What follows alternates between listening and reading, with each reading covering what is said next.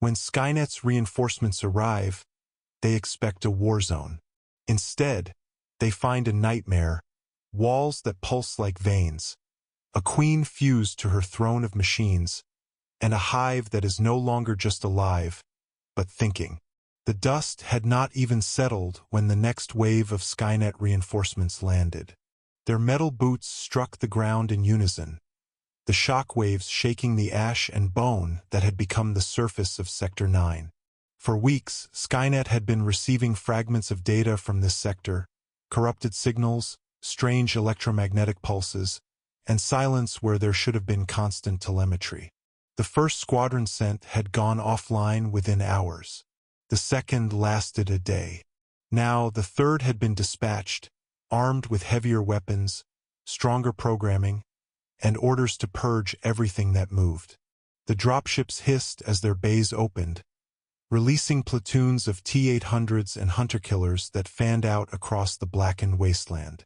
Scanners pinged softly in their processors as they swept the perimeter. It was too quiet. The air tasted of iron and smoke. They advanced toward the fortress that dominated the horizon, an old human stronghold, once a key outpost in the resistance network. Now it stood silent, its metal walls warped, its gates half open like a mouth waiting to swallow them whole. The lead HK tank transmitted a command, and the first line of Terminators advanced. As they stepped inside, the ground beneath them changed. No longer the hard, cracked concrete of a human facility, but something soft, almost spongy. Their sensors read fluctuating temperatures beneath the surface, as though heat was flowing just under the ground. The walls glistened. What had once been cold, rusting steel was now covered in a dark resinous coating that pulsed faintly, like veins under skin. Tubes ran along the ceilings and down the corridors, carrying a thick, translucent fluid. The machines did not hesitate, but their processors registered anomalies faster than they could report them. The fortress had been repurposed. It was no longer an outpost, it was a nest. Deep within, something stirred. The signal Skynet had been tracking suddenly spiked, like a heartbeat accelerating. Then came the sound. At first, it was just a low chittering, echoing from the darkness beyond. Then it grew, a chorus of claws against metal, of something alive moving in unison. The first Terminators switched to infrared, but what they saw confused even their processors. Heat signatures everywhere, layered on top of each other, as though the walls themselves were radiating life. A shriek tore through the corridors. The first wave of Xenomorphs struck like a living tide, bursting from vents, from the ceilings, from the walls themselves. They moved faster than any machine could track, their claws tearing into steel, their tails striking like spears. The Terminators responded with plasma fire, but for every creature they killed, 3 more emerged. The resin-covered walls absorbed stray blasts. The fortress itself almost seemed to heal where it was damaged. Skynet's reinforcements began transmitting distress codes back to command, but then their communications cut out. Static filled their channels. Somewhere, deep in the heart of the fortress, something was jamming them. The HK tank fired a barrage, tearing apart entire corridors, collapsing sections of the structure. For a moment, the swarm stopped. A silence fell. Then, from the darkness, came a sound that was not a shriek but something deeper, something almost mechanical. It was the Queen, but she was no longer just a creature of flesh and bone. When they finally reached the central chamber, the sight made even their machine minds hesitate.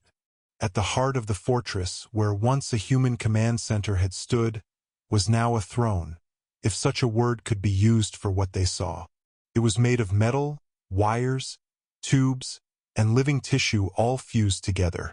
And on that throne sat the Queen, her elongated head rising high above her, her carapace glistening with a metallic sheen. Cables ran into her back, her chest, her limbs. Machines pulsed beneath her, their lights blinking in rhythm with her own breathing. Skynet processors recognized the cores of several captured Terminators embedded in the throne, their CPUs still active, repurposed to serve her. She had taken Skynet's technology and merged with it, made it part of her hive. Her inner jaw extended slowly, not in threat, but in something almost like a hissed command. The walls around the chamber shifted, opening like the petals of some monstrous flower. What emerged were creatures the machines had not seen before. Xenomorphs plated with metal, their bodies reinforced with scavenged Terminator parts.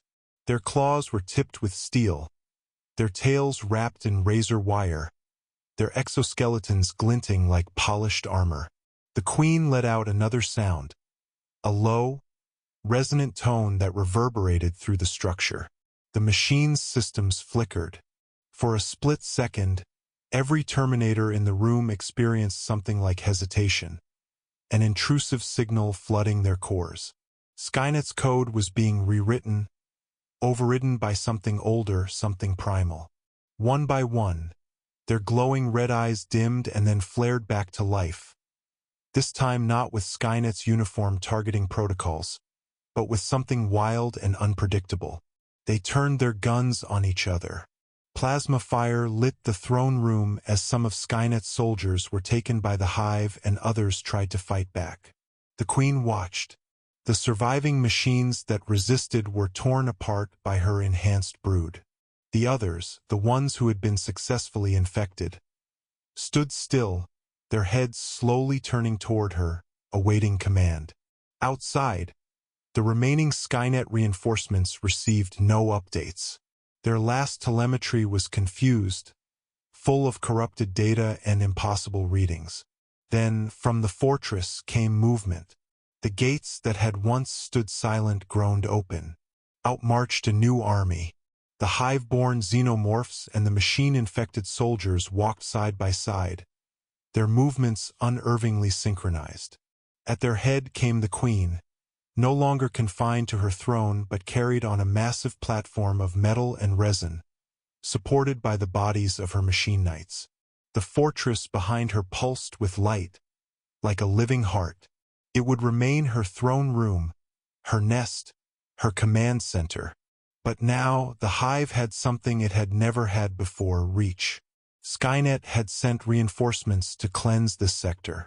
Instead, they had delivered it a gift: processors, weaponry, communications networks.